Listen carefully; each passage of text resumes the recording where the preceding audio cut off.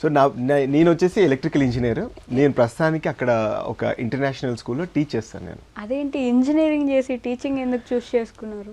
అంటే మనకు ఒక కంఫర్ట్ అన్నట్టు ఉంటుంది కదా, సో అలా ఫస్ట్ వెళ్ళాలి. అక్కడ బ్యాటరీస్ మ్యానుఫ్యాక్చరింగ్ ఎలక్ట్రికల్ కదా, ఓ మనకు బీభత్సంగా ఉంటుందని చెప్పేసి అనేసుకున్నాను నేను.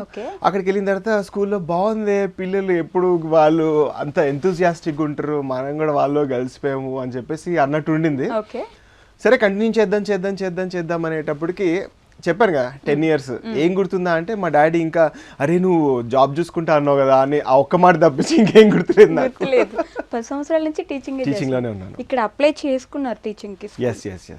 ఎలా అప్లై చేస్తారు మామూలుగా ఇక్కడ? సో యాక్చువల్లీ మా పిన్ని ఉంటారు అనమాట అక్కడ, తను అక్కడే చైనాలో ఉన్నారు. సరే చూస్తా అన్నారు కదా, జస్ట్ అప్లై చేయని చెప్పేసి అనింది. అలా అప్లై చేశాను. ఇంకో ఫ్రెండ్ కూడా ఉన్నారు, చేయరా అని చెప్పేసి అన్నారు. సరే అని చెప్పేసి చేస్తారనమాట.